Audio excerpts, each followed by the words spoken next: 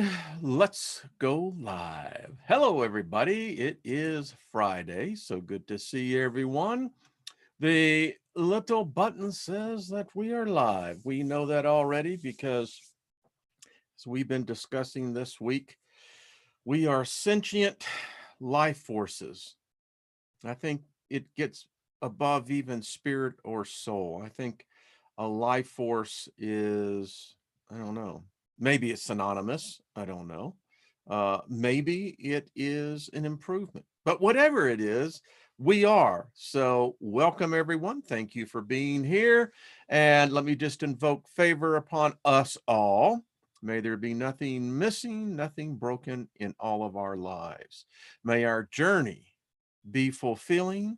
And when you get to the end of this particular segment, look back and smile. Let us all say, what a strange trip that was. Hello, Susie Q, David Castle, David Barry, Big Al. Hello, Joshua. Good to see you. Consciously aware. Hello. Yeah, I know. Hello, Cheryl. Let's see. Lost in Space and Beloved Abstract. Namaste. Good to see you as well. Hillard, how are you?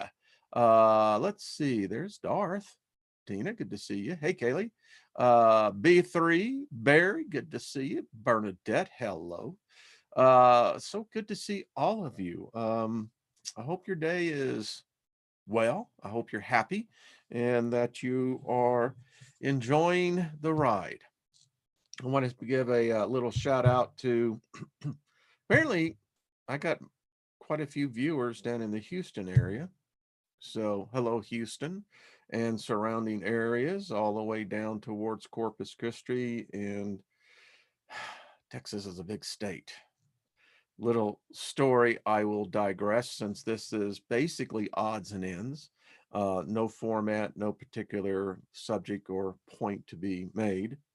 Um, one of the strangest adventures I had was I was 17 and I had gone up to Flint, Michigan, and what a story that was. Anyway, had hitchhiked all the way back to Houston and decided that, well, I ought to go across the country.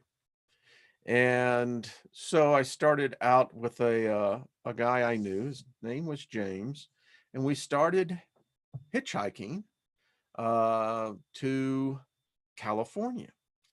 This is 1972, and the trip started out very interesting. We were outside Katy, Texas, and back in that day, Katy, Texas was, out in the boonies. Today, it's part of the Houston, metropolitan area. And we were hitchhiking, and a Texas trooper came up, and you know, back in those days, my hair was way down to about here. I did have it in a ponytail and I was wearing a cowboy hat. Anyway, the trooper came up and, said, "Where are you going?" And said to California. And he just looked at us and he walked back to his car and he brought out this thermos jug with two cups. And he said, here's some ice cold water. He said, "Why don't you stand underneath the overpass there?" And he said, "I think it'd be a lot safer." And wished us well and left. That was strange because back then, you know, in Texas, having long hair was a health hazard. And anyway, so we got a ride right outside San Antonio. And now remember, we were heading Interstate 10 and Highway 90. Well, we got picked up by a serviceman in San Antonio, and he had a joint, and we started smoking it. And somehow or another, he got mixed up and took Highway 90. That was not the thing to do, but nevertheless it did. And so when we got out, because he had to get back to the base, we were pretty high, and it took me about, I think, 5 minutes to realize that we had gone so far down Highway 90 to go back to get up to Interstate 10. And we had maps back in those days. We didn't have GPS. We didn't have anything. It's like old, you have to be able to read a map. That ended up being one of the strangest 2 days of my life. I mean, really strange. We got picked up by an old couple that tried to proposition us, got picked up outside Del Rio by a farmer. Wouldn't let us into the front seat, but he let us in the back in the pickup truck. Del Rio was a trip. And yeah, the next day almost got killed, literally. Um, so anyway, I digress. It's fun to look back and see some of the things. So hello to everyone in Houston, and hello to everyone else. But that was a strange, strange trip. All the way to California, all the way heading back to the East Coast, and then eventually back to Texas. Wow. It was an adventure of a lifetime. Met a lot of interesting people when they pick you up hitchhiking. You never know what it's going to be like. Anyway, so what else? Got so much. Listen, I want to say thank you. I got so many emails this morning from people listening to the radio show, the Steiger Perspective. Thank you. And yeah, it was sobering. Update on Mr. Viker. Gaza writes to me and says, excuse me, Wayne, recovery is going well. Smiling, giggling, not talking yet. Absolutely amazed on how fast his recovery has happened. He's a note from the latest news. That's the note from his parents. The MRI results showing no signs of tumor left. They can see. There we go, folks. He says they have a few small things to monitor still, blood clots, weakness in the right side, and some leakage, but everything looking good. Well, we just speak healing manifestation over Viker. He is a little soldier. All good news from the latest scans. A bit of a rest, and I do believe he'll be back. And when they send us some pictures, he said, I would like to thank all of my family and friends, that's y'all, who have kept this beautiful little boy, my dear great nephew, in their thoughts and prayers as he now starts his recovery from the operation. Stay strong, Vika. So there we go, folks. Good news. Isn't it great to have good news? I mean, yeah. So anyway, far out. That's all I got to say. Far out. So what else going on? Let's see. How many of you been watching the full moon? That sucker is way in the south. And Venus is changed. I've been watching the stars, been living here for nearly 15 years. So I have a pretty good reference on where things are, particularly when I walk out onto the porch and I can see where things are. You can track the sun. I mean, I taught Lynn that, and it's very interesting. We don't even need a calendar per se. We know exactly where the sun hits on, because our house, the back of it faces to the west, southwest. And but Venus is different position in the sky. And when I get up about 3:30, the Big Dipper as well. But anyway, maybe it's just the oscillation of the great migration. I don't know. So thought I would bring this up. I found something. In fact, someone emailed me as well. And so 3.5 years ago, I did this video. I didn't do live shows back then. This was done on January 18th, 2017. I titled it The Cyborgs. And my point to this was, many people thought that this was science fiction, still way in the future. But, as a futurist, which I consider myself to be, I knew it was already here. When you began to see the integration of what machine has done. Now, there is a strong argument that these bodies are nothing more than a machine. We've just been taught in a certain, unfortunately,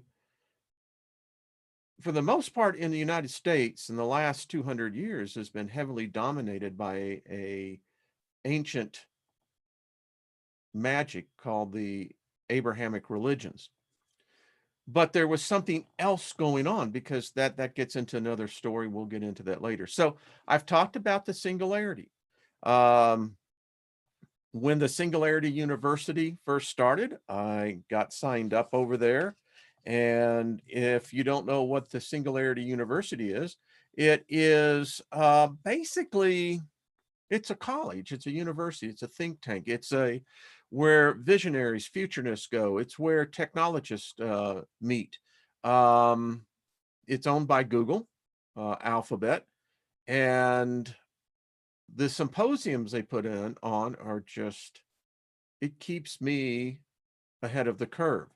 Anyway, the singularity, it's a big thing. It really is. Now, in here is defined as a future period during which the pace of technological change will be so rapid, its impact so deep, that human life will be irreversibly transformed. Proponents of singularity postulate an intelligence explosion, where superintelligence and successive generations of increasingly powerful minds might occur very quickly and might not stop until the cognitive abilities greatly surpass that of any human being.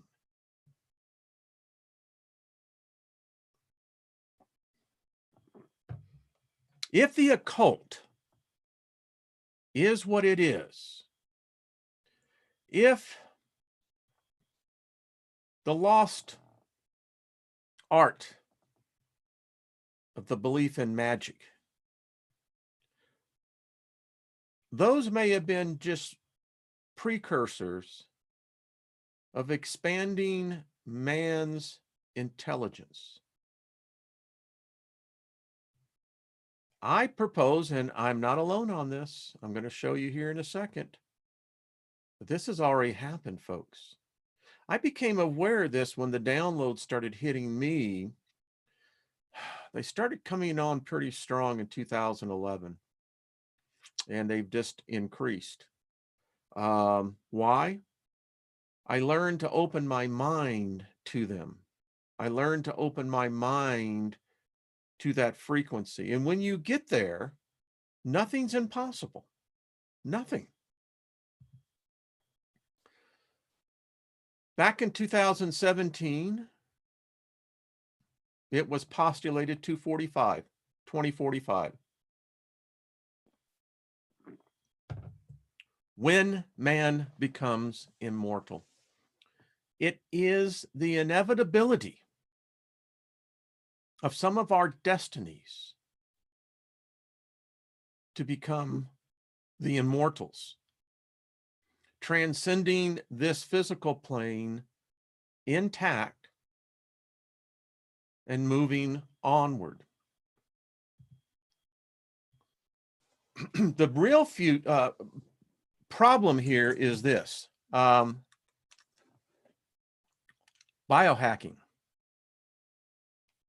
Listen, this whole pandemic situation has brought on a whole new level of data harvesting, data tracking. We've got to know they're looking for blood types.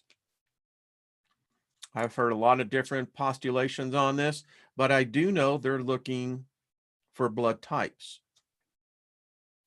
Would make sense. This guy, well,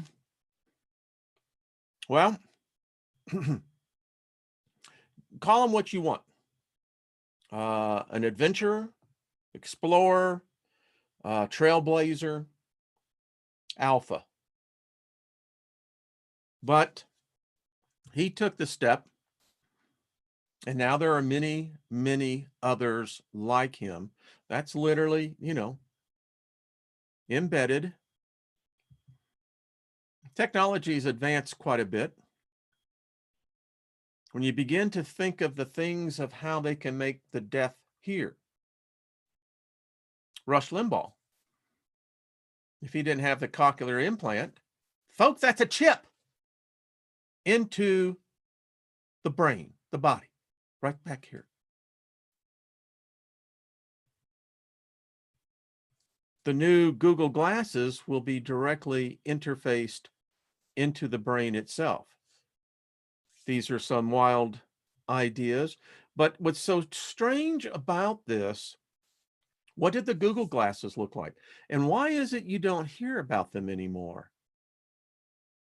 Because they got what they needed. There's a whole new process of human beings. Now, listen, for a person who's lost an appendage, to be able to have an artificial machine integrated into the body, restoring that function, how could you say it's a bad thing? Now, you begin to advance this where AI is concerned. You see, the $6 million man was just a machine that was integrated into the body, gave Steve Powers great strength, etc.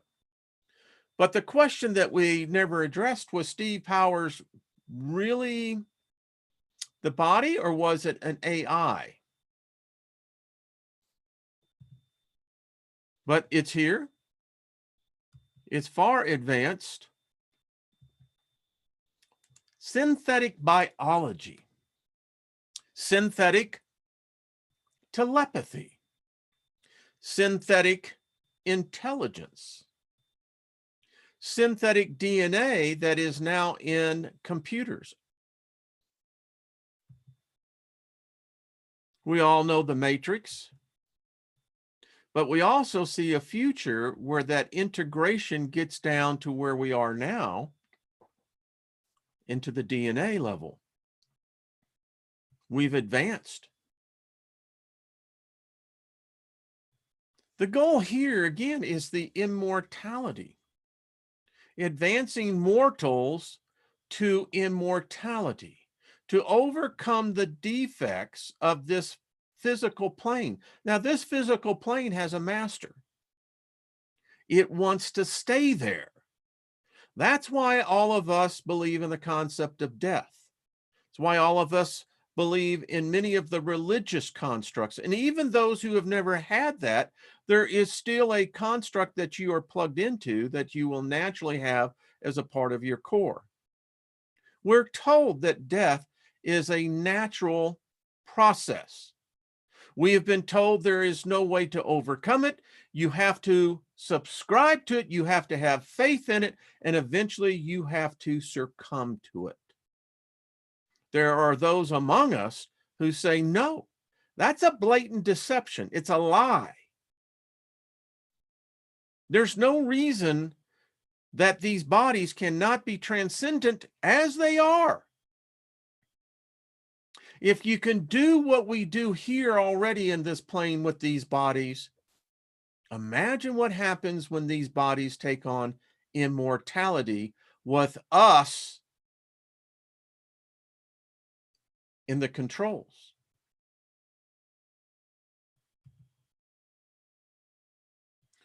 Life grows everywhere.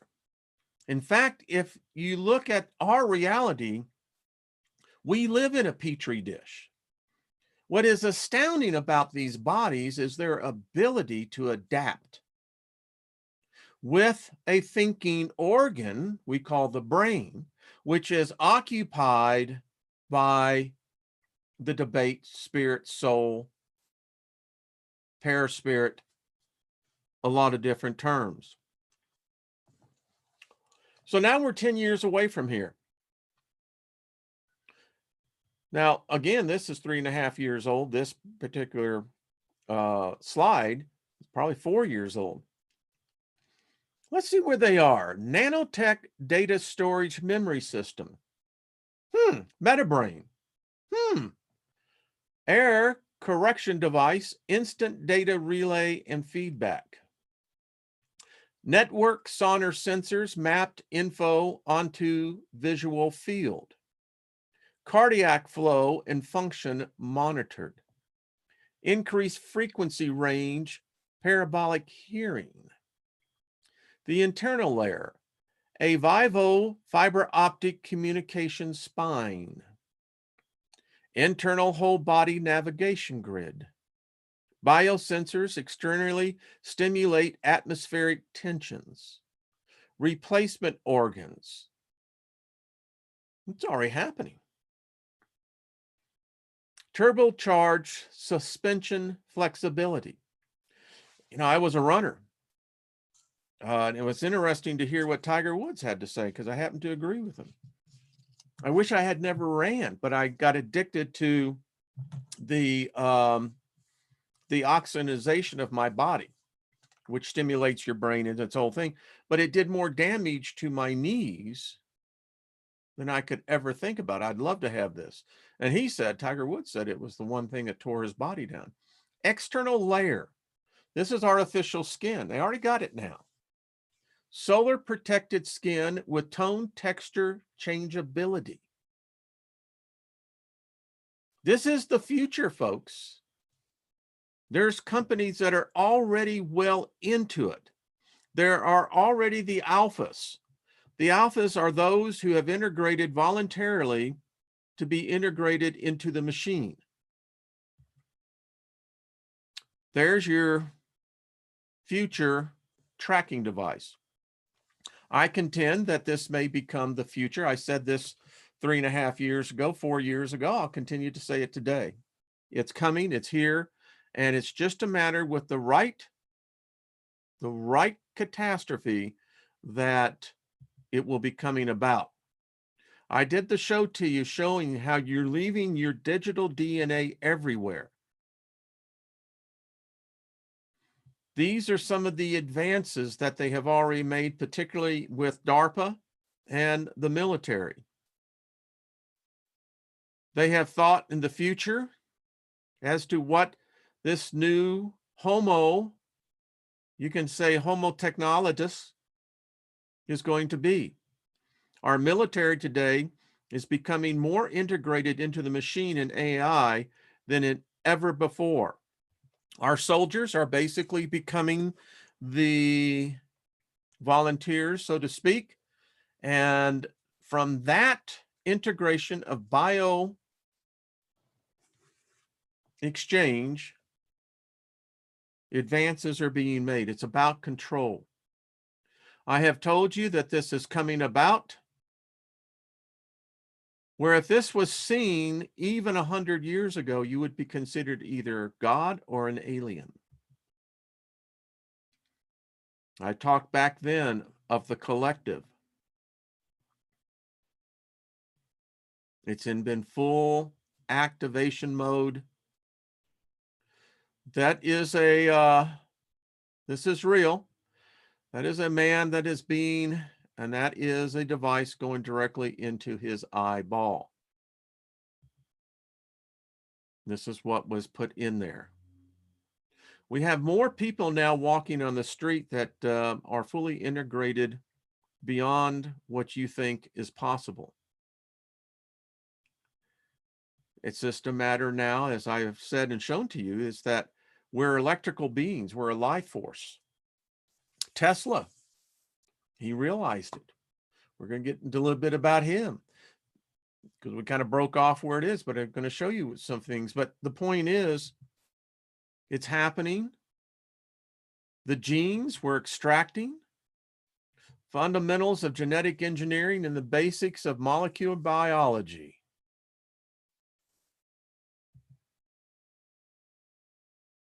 This is, again, it's not something new I put together. This is 3.5 years ago.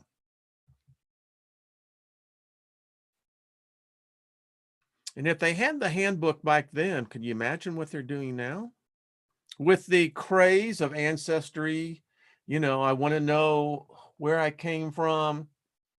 I want to know my complete potential of what my body is, what's my probability of getting this particular disease or that, which, fine, it's your body. But the problem is you don't own the data. Something else does. Biohacking now is very popular.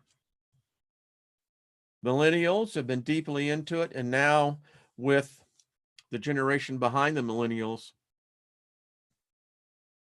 this is what it's about: eternal youth, keeping that sexy, vivacious body, always having the ability of agility, never having to grow old.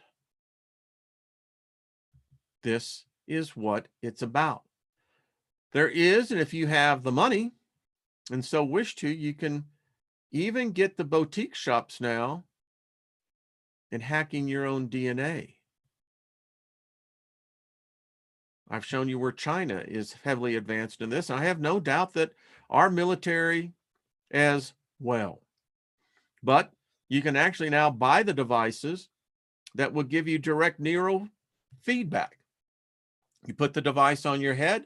It's similar to an EKG, and you can begin to literally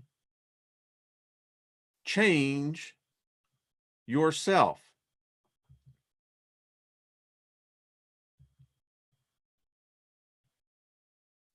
And now with the growth hormones that you can buy that then work in attenuation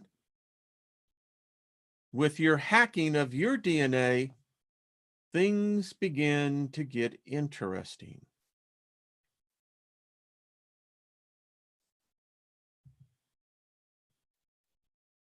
We know the neurons.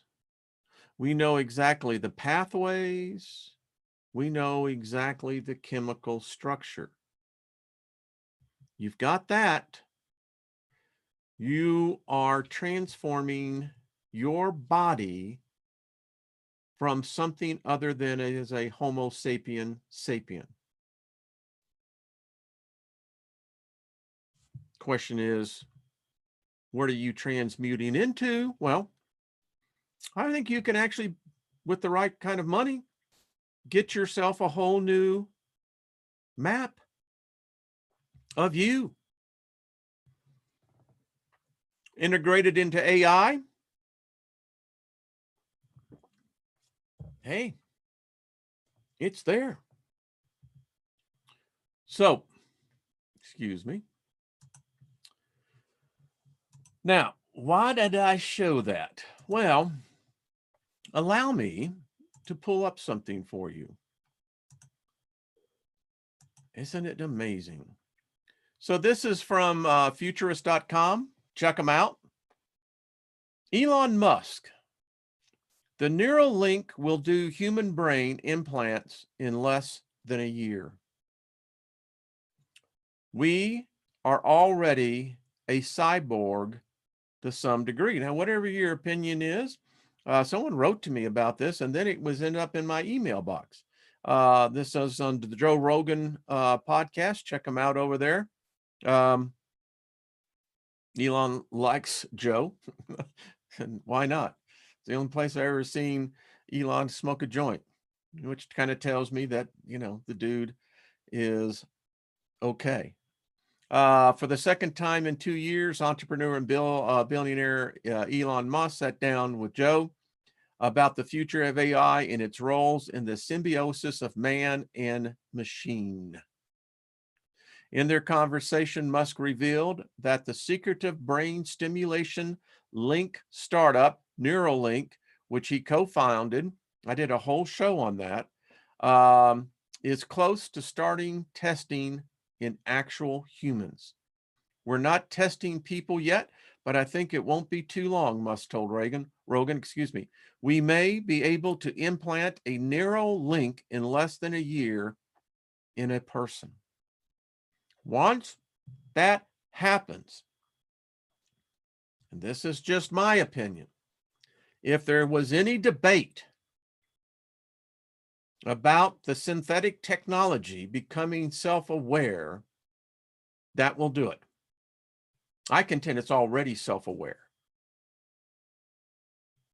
As you know, I contend that this is something much bigger, that this is not what sometimes we think technology and all of its beautiful things and fancy, wonderful, magical way, but this could very well be something that is far more malevolent than we had any conception of. But in any case, isn't that interesting? He said, people put in heart monitors and things for epileptic seizures, deep brain stimulation, artificial hips and knees, that kind of thing. He said it's well known what cause for the rejection, and not what he's bringing out of all this thing is that we are already cyborgs. This is not something that is just going to happen. It is already. Now, folks, allow me to pull up this next one as he waits. Here we go. All right. So I told you in the video industry, in the technology back in the day, the advances that we today use, this started back with VHS, went to the CD-ROM, then eventually the digital disc, and now to virtual reality. Do you know who's driving that, folks? Do you know what industry is driving that? And has for decades, 30, 40 years. The porn industry, the adult sex industry. Now, I found this one very interesting because this one really does bring out something here. Sex robots, this is off the Daily Star. The sex robot so realistic you can hear heartbeat and breath in AI breakthrough. Now, there are brothels already. You think that's human? It's not human. Folks, this is things you have to be aware of. Of course, no one's like, well, come on, quit being a prude and start looking at reality. If this industry is already at that point, you don't think governments, private companies, they follow that very closely. Why? Because there's an energy where our sexuality is concerned. It's something that impacts all of us. And you can be mature about this. Don't need to be gross or crass. You can actually look at this from beyond this to physiology. There is one thing about our bodies that where sexual energy is concerned that is powerful. We haven't been able to harvest it. I don't know. There's been thought that Tesla, never was known to actually date. Who knows? He may have been an asexual. I don't know. But there is tremendous energy. Now, if you can learn to capture that energy, in certain sex magic, they teach you how you can begin to harness that. And it can be done individually or cooperatively with others. The point is that I'll just be candid with you. Virtually every person I know is ignorant on the magic of, and if you want to use that term, even the technology of sex. And you think about it, it's an energy that's really not of this plane. It's something that it still boggles my imagination. I've studied it for a long time, and it's just very interesting. But we see the result of that in the way that we have coitus with one another in order to reproduce. I still say that there's a better way of doing it. Now, granted, I don't know if the thrill is there, but I think that that is also stimulated up here. Now, there is a physical aspect of it because once again, you're literally hovering in for a brief moment in time in a true multidimensional state of mind. Yeah, interesting. The great masters teach about sex, but they also teach that it if it's not properly, I got to use the right word here, um, respected, that it's also an opening that pours out life energy, life force energy. And if you're not harvesting it, something else is. That's where the story of Lilith comes in. Lilith and her daughters, they become the succubuses, and the male counter to that, the incubuses. The daughters of Lilith went to harvest the human semen that was extracted in the moment of ejaculation of an orgasm. Yeah, I know these are words that are not always used, but they're matter of fact. And it wasn't so much the seed, but the seed was very important, but is what the seed was charged with. That Lilith would then take that energy and create within herself, and it goes on. So you see how it's all connected? So think about this. Uh, it's one of those aspects of control. And I guess if you wanted to say that the physical experience, I mean, if you remember mythology, whether it be Greek, you know, Roman, Hindu, all the gods loved having sex. Great power. And then they had their children, half human, half God. Wild concepts. I almost wonder if it is wild. Maybe more truth to it than what we realize. Well, think about it. That whole ideology is carried over into virtually every religion today. Genesis 6, the fallen angels, the watchers, what did they do? Well, they apparently were a horny bunch because they couldn't wait to find out what that experience was. In certain books that I have, in one particular commentary, the author said that the interesting thing was they didn't understand sex, those of the heavenly realm, that it was a concept that was beyond them. And when they saw what the humans were doing, they wanted to go, I want some of that. And um, yeah, it's everywhere, but we don't see it. It's quite interesting. And let's see. I'm just going to read some of this since this is the odds and ends. Um, Celibacy. Peter, what do you mean celibacy? Uh, let's see. Lost once the batteries run out. What? I have no idea.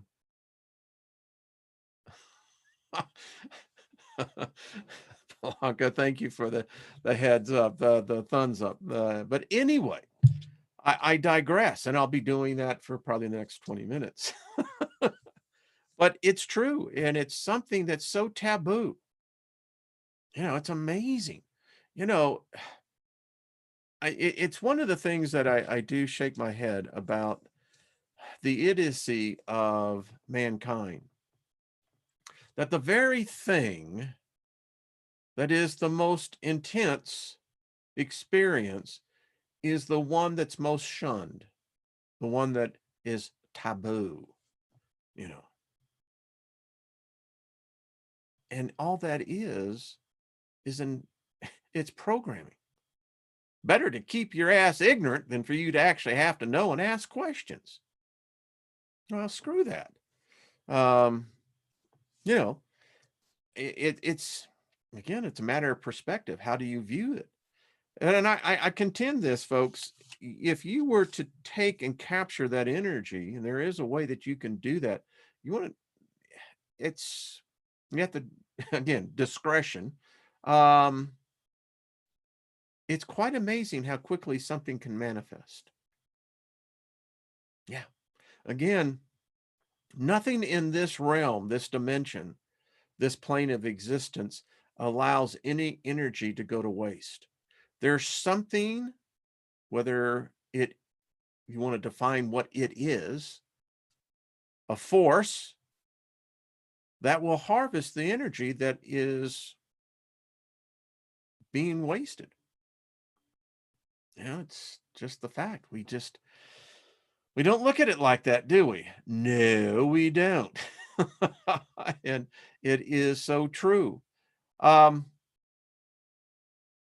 Makes me think, and I have some things here. So let me go over to two things. I thought we just might, I want to show you two things. So I wanted to finish one document um, that I thought was very interesting. On the 119 questions of 9/11, this was really interesting. This is in one of the addendums. This was filed, as you can see, in the United States District Court, Southern District of New York. Gives you the case number. You actually go online and see it. This is Dr. Morgan Reynolds on behalf of the United States of America as plaintiff, the defendant's Science Applications International Court. Now, the affidavit was taken in the state of Nevada, where he lives, apparently. His name is John Lear. Yes, you'll find out he is of the same family of Lear jets. Being of full age, being duly sworn, deposes and says, I am a 65-year of age, a retired airline captain and former CIA pilot with over 19,000 hours of flight time, over 11,000 of which are command of 3 or 4 engine jet transports. Have flown over 100 different types of aircraft in 60 different countries around the world. I retired in 2001 after 40 years of flying. I am the son of Learjet inventor Bill Lear and hold more FAA airman certificates than any other FAA certified airman. These include the Airline Transport Pilot Certificate with 23 type ratings, First Instructor, Flight Engineer, Flight Navigator, Ground Instructor, Aircraft Dispatcher, Control Tower Operator, and Parachute Rigger. So I think the man knows a little bit about what he's talking about. I flew secret missions for the CIA in Southeast Asia, Eastern Europe, and Middle East and Africa between 67 and 83. During the last 17 years of my career, I worked for several passenger and cargo airlines as captain, check airman, and instructor. I was certified again by the FAA as a North Atlantic check airman. I have extensive experience in command pilot and instructing on the Boeing 707, the Douglas DC-8, and the Lockheed L-1011. How many of y'all remember when the L-1011 went down in Dallas, Texas?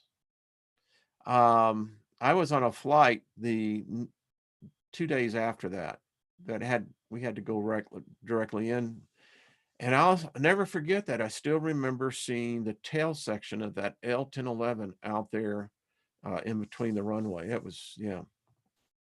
I checked out as captain on a Boeing 707 in 73, and then again the L-1011 in 85. He holds 17 world speed records, and he goes on and says he has 4 daughters and 3 grandchildren. This is the thing he says: no Boeing 767 airliners hit the Twin Towers as fraudulently alleged by the government, the media, the National NIST, and its contractors. Such crashes did not occur because they are physically impossible, as depicted for the following reasons.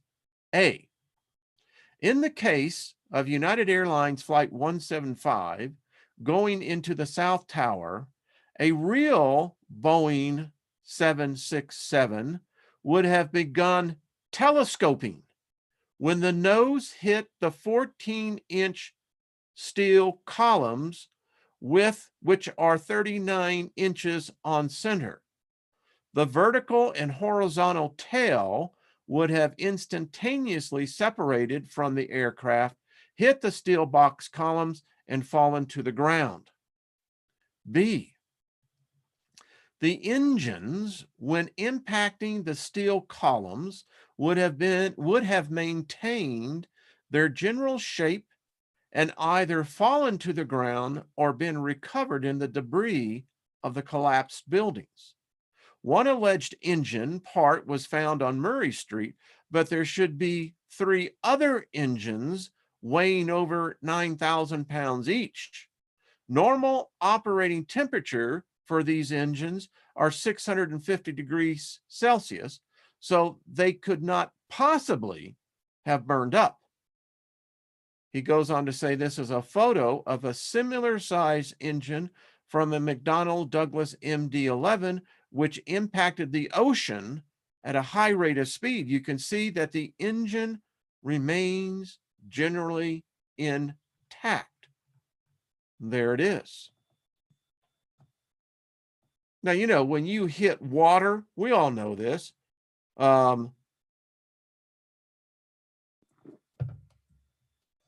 Belly busters, you hit that water the wrong way, it's like hitting concrete.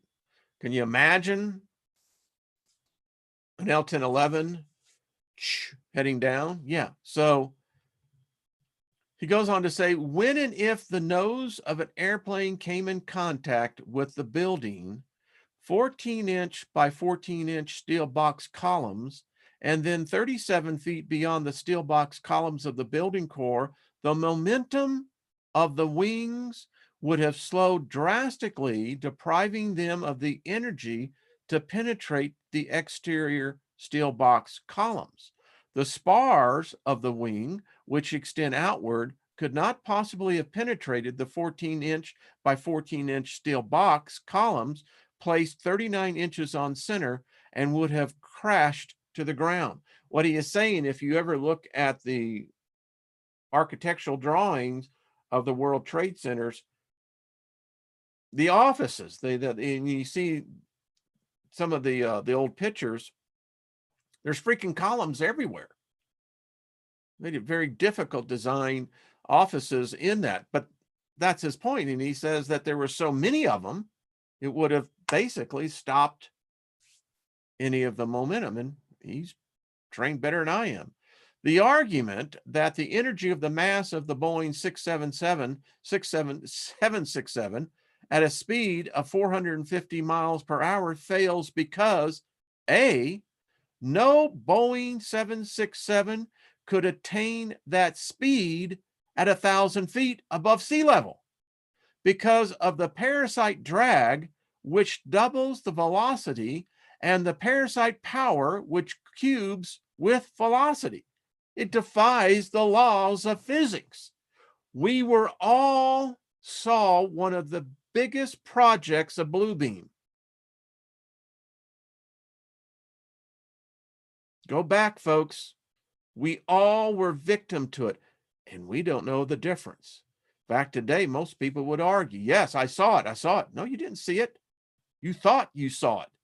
The fan portion of the engine is not designed to accept the volume of dense air at that altitude and speed.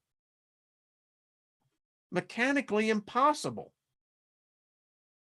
E, the piece of alleged external fuselage containing 3 or 4 window cutouts is inconsistent with an airplane that hit a 14-inch steel column box placed 39 inches on center at over 500 miles an hour. This fuselage section would be telescopically crumbled had it actually penetrated the building as depicted in the CNN video. It is impossible for it to have reemerged from the building and then fallen intact and unburned as depicted. This is Hollywood.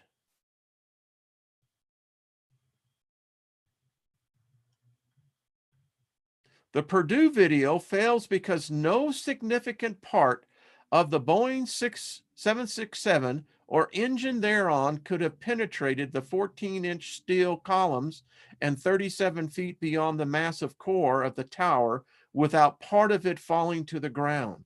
The Purdue video misrepresents the construction of the core of the building, and it depicts unidentified parts of the airplane snapping the core columns, which were 12 by 36 inches. Aluminum doesn't do that. The Purdue video also misrepresents what would have happened to the tail when the alleged fuselage contacted the core. It is snapped off as they're designed to do. The tail would instantaneously separate from the impinging aft fuselage. Further, the Purdue video misreps, and indeed it fails to show the wing box or center section of the wing in the collision of the core. The wing box is very strong unit designed to hold the wings together and is an integral part of the fuselage. Little thumping here. If you don't fly first class, then the thing to always do, remember, the safest part of the plane is to get a seat directly over where the wing and the fuselage center. More people survive there, and there's a reason for it because of this right there. It's the most structurally sound part of the complete craft. It goes on to say the wing box is designed to help distribute the loads of the wings up and down, flexing in flight. That's another problem. At 1,000 feet, those wings would have a serious, difficult time upholding the weight. And again, he says that engines were never designed to take in the condensed atmosphere. They would have shut down. You'd have seen them smoking, before those guys would have ever anyway.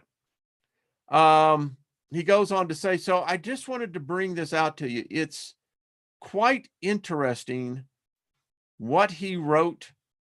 And it was very interesting how this was never brought out in the 9/11 Commission. It was never answered nor addressed. So a little odds and end on that one. Finally, I'm going to get this in too. I'm going to do it. Wanted to show you Mr. Tesla. So this is from the files of Arthur Matthews, who knew Tesla. And the thing I wanted to show you was these were the drawings that Tesla left. The one I want to show you particularly, here it is. So this is apparently from Tesla. This is the craft that, I don't know, took them. I don't know what they found in the hotel room, but this is the Venus spaceship. the X-12, 700 feet in diameter, 300 feet high. The body of the ship, D, is 200 feet high. The center elevator and control, A, is 50 feet diameter, 300 feet high. The central control is 56 feet in diameter, 300 feet high. 300 feet high is a 30-story building, folks. Just figure every 10 feet is a story. B is the unsupported guide ring surrounding the ship 20 feet away from the main body. This is this right here. That's odd. C, the hatches are at 120 feet diameter for release and return of the 26 small spacecraft carried by this mother ship. That's a big ship, folks. Anyway, if y'all want this document, you really should get it. So here it is. Here's the time transport machine that Tesla made. There it is right there. It gets into more of the detail of it. Time is not just one direction. Patent attorneys on his devices.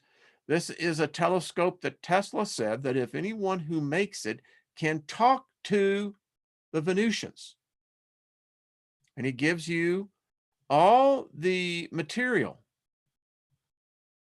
I've been thinking about making one. It's just this glass filters in there. You would have to have someone who was really good at doing in glass, but there is more. I think, imagine if we were to make one of these. I wonder who we'd be talking to. Tesla himself. And then here's his electric turbine. So anyway, there we go on that. And boy, I timed that out perfectly. So we had fun today. Actually, I had one more, but don't have time for that. So we'll just do that on another day. But yeah. So our world is a-changing, and it's a fun one. You got to love it, folks. Come on. Max Maximus. I immediately Bluetooth that file.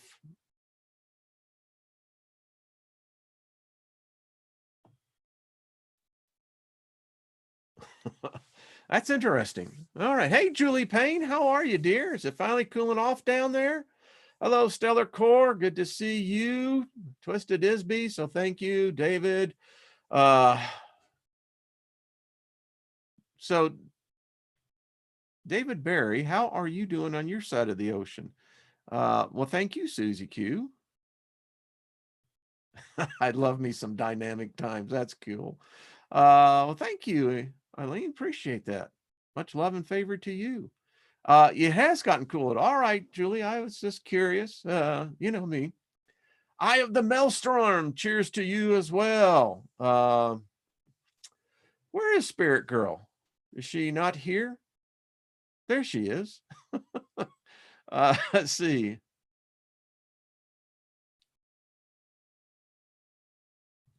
Yep, Robert, I think so.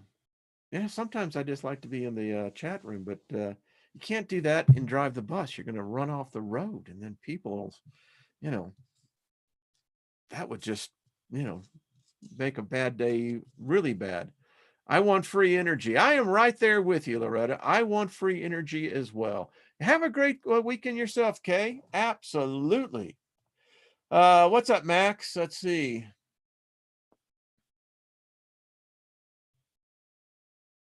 Cool. I'll have to check that out. Hey, Regine, how you doing? So good to see you. Jasna, hello. Well, somebody fine looking. Hello, Henry. Good to see you as well. Could you please send me the papers on the telescope? Absolutely. Just email me and you'll get the whole document. I still think it would be really cool to make. Imagine we could be the only group in the world that collectively we could make this device. And then, eventually they're going to let us out. They have to. we can travel again. And I'd love to do some experimentation on that. I wonder if anyone else, Elon Musk, Tesla reincarnated. Interesting, Tracy. Bree, it is the summer of healing, 2020. Yes, we need it. If you listened to my show last night on Artists First, yeah, we need a lot of healing in a lot of different areas, not just our bodies, our emotions as well. Well, thank you, Max. Yes, indeed. That is something else. Hey, 7P, good to see you. Jill, good to see you as well. Tanya, good to see you. Robert V, we're going to get Robert on. Sent you an email on that, Robert, so we'll get something on here. All right, folks, have yourself a far out weekend. Enjoy it. And here in the Northern Hemisphere, it's going to be damn cold here. You folks on the East Coast, get really ready. I mean, y'all, yeah. World is a changing. I think that's a song from Fleetwood Mac, isn't it? I don't know. All right. Tune in to Brian's station, Milky Way Messengers. I think he has a show tonight. And go over there with David Barry. He puts out some good stuff, folks. I enjoyed that one today, David. Spirit Girl, take care. And the rest of y'all, well, thank you. Who was that? Theron? Thank you. Thank you. Lost in Space, Pace. Loretta, later. Kay, bye. Pamela, see y'all Monday, if not sooner. Who knows? All right. Peace.